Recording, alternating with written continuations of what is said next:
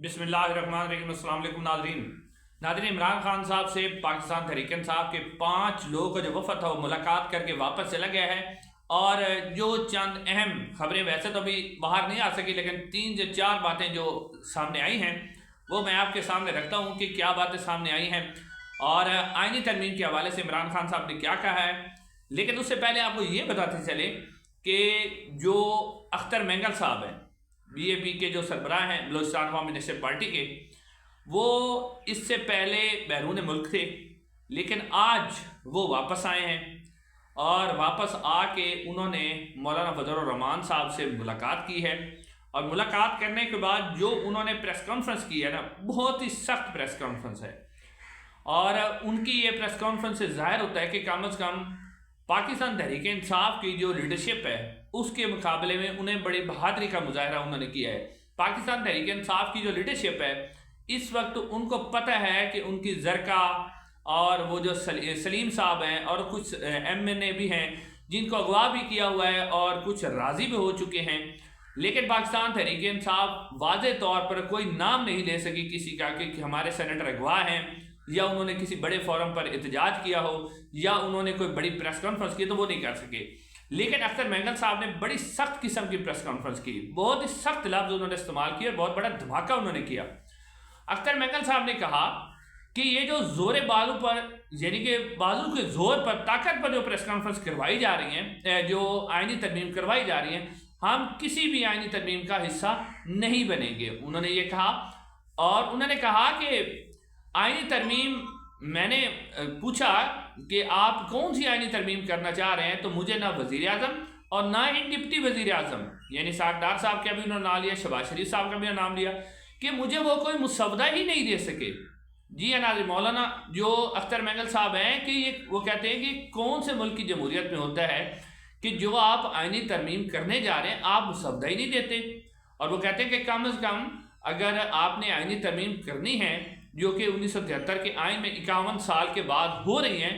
तो पाकिस्तान की आवाम को तो पता हो ना, यानी कि जिन लोगों के लिए आप आईनी तरमीम कर रहे हैं, जिन लोगों ने आपको वोट दिया है, चलो जाली 47 पे बैठे हुए हैं, तो कम अज़ कम आप उन लोगों के साथ तो मुसवदा शेयर करें ना कि उनके लिए आप क्या तरमीम कर रहे हैं, आप ये भी तरमीम नहीं कर रहे।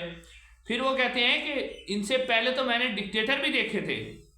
उन्होंने भी रेफरेंडम करवाए थे। वो कहते हैं चलो उन्होंने रेफरेंडम करवा के लोगों से, बेशक उन्होंने उसके अंदर धांधली की थी रेफरेंडम के अंदर, लेकिन उन्होंने हाँ ना का कोई लोगों से पूछा तो था,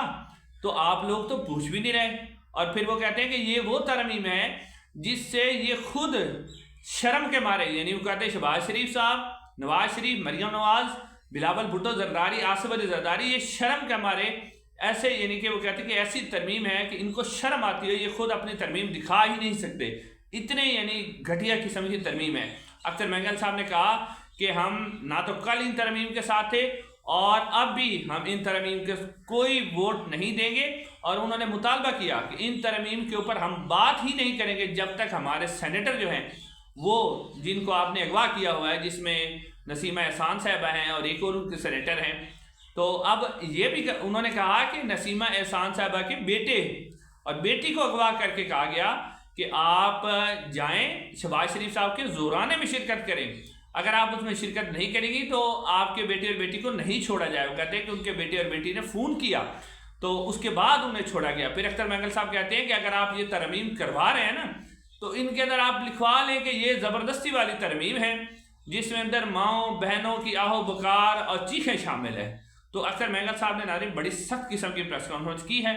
और इस तरह की प्रेस कॉन्फ्रेंस PTI को भी करनी चाहिए, लेकिन वो नहीं कर सकी। अब आपको ये बताते हैं कि इमरान खान साहब से बाहर निकलते वक्त जो बात हुई है मीडिया के लोगों के साथ, सलमान अकरम राजा साहब की और बैरिस्टर जो अली जफ़र हैं और बैरिस्टर गोहर हैं उनकी, वो 2-3 बातें मैं आपसे, लेकिन उससे पहले आपको ये भी बताते चलें कि आज आईनी तरमीम जो पेश होने का इम्कान है, क्योंकि नवाज शरीफ साहब के हवाले से खबर आ रही है कि वो लाहौर से इस्लामाबाद के लिए रवाना हो चुके हैं। तो जब नवाज शरीफ साहब इसका मतलब लाहौर के लिए रवाना हुए हैं, तो इसका मतलब है कि आईनी तरमीम होने वाली है। उसके अलावा नाज़रीन नंबर गेम के हवाले से भी खबर ये सामने आ रही है कि पहले इन्होंने कबीना का इजलास पहले बुलाया था, अब वो डिले हो गया, अभी तक कबीना का इजलास भी नहीं हो सका। जब ये मैं आपके सामने व्लॉग कर रहा हूँ तकरीबन 4:10 हो चुके हैं, اور اس کے علاوہ قومی اسمبلی کا اجلاس بھی پہلے 3 بجے بلایا گیا تھا، اب اس کی 7 بجے کر دیا گیا ہے، سینٹ کا اجلاس بھی اب 6:30 بجے کر دیا گیا ہے۔ تو اس کا مطلب ہے کہ ابھی تک گیم پوری نہیں کی گئی۔ باقی پی ٹی آئی کے سینیٹر کے حوالے سے بتایا جا رہا ہے کہ کل ویگو ڈالا کے اندر کالے شیشے والی گاڑیوں نے ISI انہیں لے کے آئی اور ان کا ووٹ ڈلوانا تھا، لیکن کسی صورت میں آئینی ترمیم نہیں ہو سکی تھی، تو اس لیے اب ان کا ووٹ نہیں ڈلوایا۔ اب کابینہ کا اجلاس پہلے ہوگا، ایجنڈا اس کے اندر پیش ہوگا اور اس کے بعد جو ہے وہ قومی اسمبلی اور سینٹ کے اندر پیش ہوگا اغوا شدہ ارکان اسمبلی کے ساتھ۔ اور ساتھ سے کہا جا رہا ہے کہ الیکشن کمیشن آف پاکستان بھی گیم ڈالنے جا رہا ہے، مخصوص نشستیں وہ دینے جا رہا ہے جو ہے نون لیگ اور پیپلز پارٹی کو۔ اور اس کے بعد کیونکہ قومی اسمبلی سے نمبر پورے ہونے کے چانس نہیں ہو رہے جب تک مولانا راضی نہیں ہوتے اور مخصوص نشستیں نہیں ملتی۔ تو اب آپ کے سامنے رکھتے ہیں کہ عمران خان صاحب سے جو ملاقات ہوئی ہے اس میں احتشام علی عباسی صاحب سینئر صحافی ہیں، انہوں نے جو خبر دی ہے وہ بھی بڑی اہم ہے۔ وہ کہتے ہیں کہ عمران خان نے غیر آئینی ترمیم کو ماننے سے انکار کر دیا ہے، یعنی عمران خان صاحب کی طرف سے نو آ گئی کہ بالکل ان آئینی ترمیم کو میں نہیں مانوں گا، اور انہوں نے کہا کہ مولانا کو پیغام دے دو کہ ہم اس جنگ میں ساتھ ہیں، مل کر ہم یہ جنگ لڑیں گے۔ عمران خان صاحب کا یہ پیغام آیا ہے۔ اس کے علاوہ جو ہے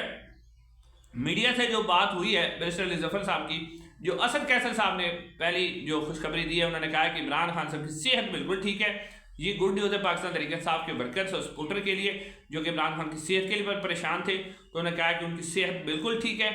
اور وہ فٹ ہیں، اسد قیصر صاحب نے کہا۔ تو اس کے بعد انہوں نے کہا کہ جو